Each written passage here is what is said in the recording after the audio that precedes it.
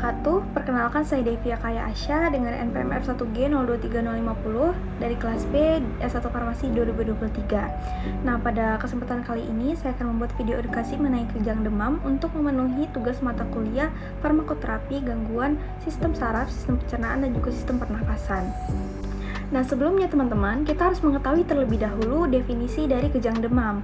Nah, kejang demam ini merupakan kejang yang terjadi akibat kenaikan suhu tubuh di atas 38 derajat Celcius yang umumnya terjadi pada anak-anak usia 6 bulan hingga 5 tahun. Nah, kejang demam ini biasanya disebabkan oleh suatu proses ekstrakranium. Kejang demam ini umumnya tidak berbahaya dan tidak menyebabkan gangguan neurologis. Namun, pada beberapa anak mungkin nantinya akan meningkatkan resiko terjadinya epilepsi di kemudian hari. Materi selanjutnya mengenai klasifikasi dari kejang demam. Nah, kejang demam ini terbagi menjadi dua. Yang pertama adalah kejang demam sederhana. Kejang demam sederhana ini merupakan kejang demam yang durasinya itu cukup singkat, kurang dari 15 menit. Biasanya juga tidak berulang selama 24 jam. Dan umumnya itu akan berhenti sendiri. Nah, yang kedua itu adalah kejang demam kompleks. Kejang demam kompleks ini biasanya tuh durasinya lebih lama dibandingkan kejang demam sederhana. Dan biasanya itu durasinya itu lebih dari 15 menit.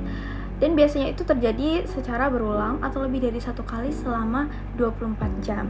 Nah, selanjutnya itu kita harus mengetahui pemeriksaan penunjang pada kasus kejang demam ini. Nah, yang pertama ada pemeriksaan laboratorium. Pemeriksaan laboratorium ini tidak dikerjakan secara rutin pada kasus kejang demam. Namun, pemeriksaan laboratorium ini dikerjakan untuk mengevaluasi sumber infeksi yang dapat menyebabkan demam tinggi.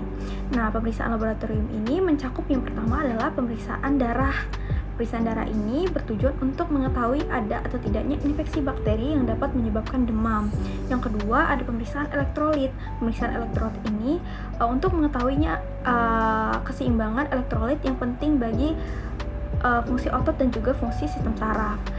Kemudian yang ketiga ada pemeriksaan gula darah, apakah normal maupun abnormal yang dapat relevan jika ada indikasi diabetes mellitus dan juga hipoglikemia. Yang kedua ada pemeriksaan fungsi lumbal. Pemeriksaan fungsi lumbal ini meliputi pemeriksaan cairan cerebrospinal untuk menegakkan atau menyingkirkan kemungkinan atau diagnosis meningitis terutama pada bayi yang umurnya masih sangat muda. Nah, pemeriksaan lumbal ini sangat dianjurkan untuk bayi kurang dari 12 bulan, dianjurkan untuk bayi 12 sampai 18 bulan, dan dianjurkan namun tidak rutin pada bayi lebih dari 18 bulan. Selanjutnya ada pemeriksaan EEG atau elektroensefalografi. Nah, ini tuh tidak dapat memprediksi berulangnya kejang, namun ini dapat dilakukan pada kondisi kejang demam yang tidak khas seperti kejang demam kompleks. Dan yang terakhir ada juga pemeriksaan pencitraan seperti CT scan dan juga MRI. Namun ini jarang sekali dikerjakan dan tidak rutin. Nah, biasanya ini tuh dilakukan hanya pada indikasi seperti kelainan neurologik, paresis nervus, dan juga papilodema. Selanjutnya adalah prognosis. Prognosis ini merupakan kemungkinan hasil atas kondisi medis seseorang. Nah, yang pertama itu kemungkinan mengalami kecacatan atau kelainan neurologis. Nah, kemungkinan kecacatan sebagai komplikasi kejang demam ini tidak pernah dilaporkan. Perkembangan mental dan neurologis ini umumnya tetap normal pada kondisi pasien yang sebelumnya normal. Kelainan neurologis ini terjadi pada sebagian kecil kasus. Nah, biasanya terjadi pada kasus dengan kejang lama atau kejang berulang, baik umum maupun vokal. Yang kedua, itu kemungkinan mengalami kematian. Nah, angka kematian yang disebabkan oleh kejang demam ini sangat rendah, yaitu berkisar antara 0,64 hingga 0,75%. Selanjutnya adalah kemungkinan berulangnya kejang demam pada sebagian kasus. Nah, faktor risiko terjadinya kejang berulang ini yang pertama itu biasanya adalah faktor riwayat keluarga. Yang kedua biasanya itu terjadi pada usia saat kejang pertama itu kurang dari 12 tahun. Kemudian pada saat kejang berlangsung itu suhu tubuh itu sangat rendah dan juga cepatnya kejang setelah demam. Nah, jika faktor risiko keempat tersebut itu tuh terjadi, maka kemungkinan berulangnya kejang itu hingga 80%. Sedangkan bila faktor-faktor tersebut tidak terjadi, biasanya kemungkinan kejang berulang itu hanya 10-15%. Yang terakhir atau yang keempat adalah faktor resiko terjadinya epilepsi di kemudian hari. Faktor resikonya yang pertama adalah kelainan neurologis, kejang demam kompleks, dan juga riwayat epilepsi pada keluarga atau khususnya pada orang tua dan saudara kandung. Nah, masing-masing faktor tersebut meningkatkan kemungkinan kejadian epilepsi sampai 4-6%. Nah, selanjutnya kita masuk ke penata laksanaan saat kejang berlangsung. Nah, biasanya kan durasi kejang ini itu berlangsung secara singkat. Nah, maka dari itu pada saat pasien dibawa ke rumah sakit, biasanya itu kejang demam itu sudah berhenti. Nah, jika pasien itu datang ke rumah sakit dalam keadaan kejang, maka obat pilihan pertamanya adalah diazepam intravena dengan dosis 0,3 sampai 0,5 mg per kilogram secara perlahan dengan kecepatan 1 sampai 2 mg per menit atau dalam waktu 3-5 menit dengan dosis maksimal 20 mg. Nah, yang kedua adalah penanganan kejang di rumah oleh orang tua. Biasanya ini diberikan diazepam rektal. Diazepam rektal ini umumnya itu digunakan karena penggunaannya yang praktis. Jadi dosisnya itu biasanya 0,5 sampai 0,75 mg per kilogram. Nah, untuk berat badan anak lebih dari 10 tahun itu biasanya digunakan diazepam rektal 10 mg. Untuk anak-anak di bawah 10 kg itu diberikan diazepam rektal 5 mg. Nah, untuk anak-anak di atas 3 tahun itu biasanya diberikan diazepam rektal 7,5 mg, dan untuk anak-anak di bawah 5 tahun, di bawah 3 tahun biasanya diberikan diazepam rektal itu 5 mg. Nah, jika kejang itu belum berhenti, maka ulangi pemberian dengan dosis yang sama setelah 5 menit. Namun, batas pengulangan itu hanya sebanyak 2 kali. Nah, jika setelah 2 kali pengulangan pemberian diazepam, pasien tersebut itu masih mengalami kejang, maka pasien itu harus dibawa ke rumah sakit. Nah, biasanya penanganan di rumah sakit itu terjadi secara 2 tahap. Yang pertama itu diberikan diazepam intravena. Diazepam intravena dengan dosis 0,3 sampai 0,5 mg per kilogram secara perlahan-lahan. Nah, jika kejang itu tetap berlangsung, maka biasanya diberikan tahap 2, yaitu phenytoin intravena dengan dosis 10 hingga 20 mg per kilogram dengan kecepatan 1 mg per kilogram per menit atau kurang dari 50 mg per menit. Dosis pemeliharaannya itu 4 sampai 8 mg per kilogram per hari dimulai 12 jam setelah dosis pertama. Nah, jika kejang itu tetap berlangsung setelah pemberian phenytoin, maka pasien ini harus dirawat di ruang intensif atau ruang ICU untuk penanganan lanjutan.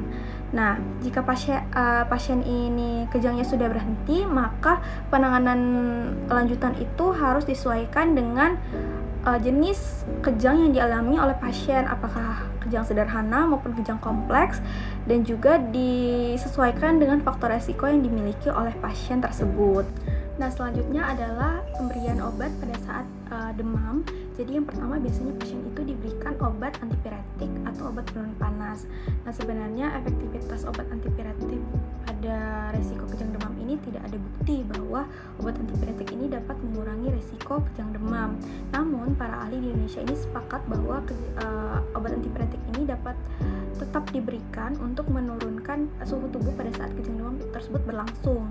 Nah, untuk pilihan obat dan dosisnya, yang pertama adalah obat paracetamol dengan dosis 10-15 mg per kilogram dengan frekuensi pemberian 4 kali sehari dan maksimal itu 5 kali sehari. Yang kedua ada ibuprofen dengan dosis 5-10 mg per kilogram dengan frekuensi pemberian 3-4 kali sehari. Kemudian ada juga diberikan terapi antikonvulsan. Antikonvulsan ini untuk mencegah kejang berulang. Yang pertama itu ada diazepam oral dengan dosis 0,3 mg per kilogram setiap 8 jam saat demam.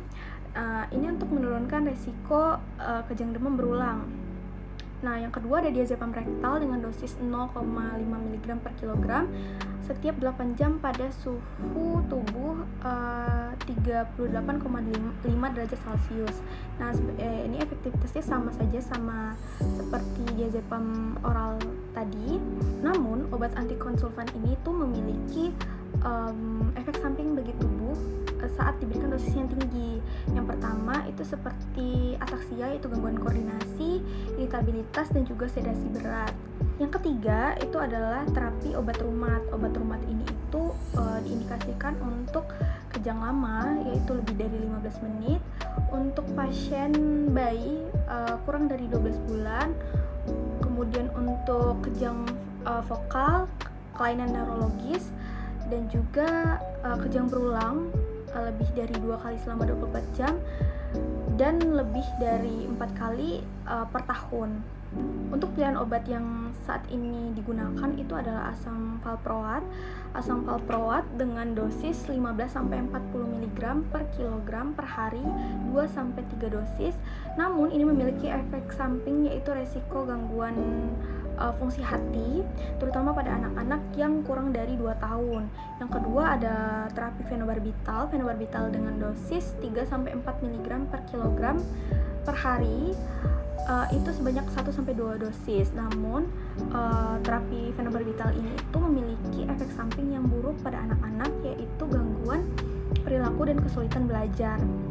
Nah, untuk durasi dan juga penghentian pengobatan ini biasanya itu dilakukan hingga 1 tahun kejang berlangsung, dan pemberhentiannya itu secara perlahan-lahan selama 1-2 bulan bertahap.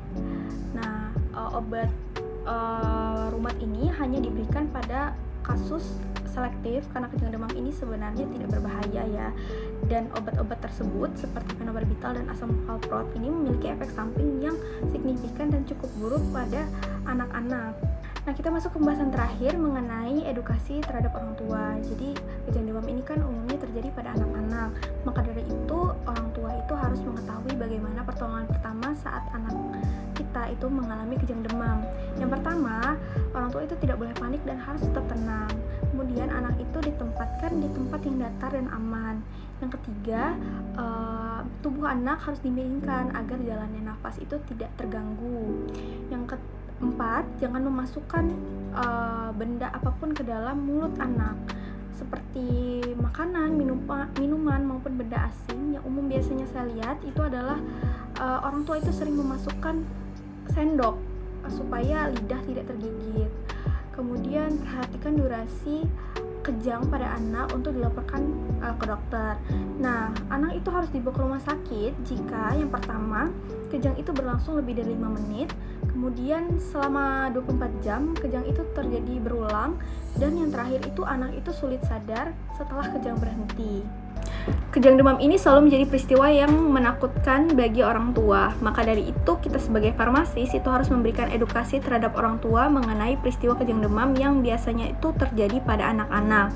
Beberapa di antaranya, yang pertama, kita harus meyakinkan orang tua bahwa kejang demam ini memiliki prognosis yang baik. Yang kedua, kita harus memberikan informasi terkait penanganan dan juga pertolongan pertama pada anak-anak yang mengalami kejang demam. Yang ketiga, kita harus memberikan informasi kepada orang tua bahwa kejang demam ini bisa terjadi secara berulang. Dan yang terakhir, kita harus memberikan obat terhadap pasien untuk mencegah frekuensi kejang demam, namun harus memperhatikan efek samping juga dari obat-obatan tersebut. Untuk vaksinasi, sejauh ini tidak ada kontraindikasi untuk melakukan vaksinasi pada anak yang sudah pernah mengalami kejang demam. Biasanya dokter itu menganjurkan untuk mengonsumsi diazepam oral maupun rektal ketika anak demam setelah diberikan vaksin DPT maupun MMR. Dokter juga biasanya tuh merekomendasikan untuk mengonsumsi paracetamol pada saat vaksinasi dan 3 hari kemudian setelah vaksinasi berlangsung. Nah, sekian video mengenai edukasi pasien terkait kejang demam dari saya. Apabila ada kesalahan, saya mohon maaf. Terima kasih atas perhatiannya dan terima kasih sudah menonton. Wassalamualaikum warahmatullahi wabarakatuh.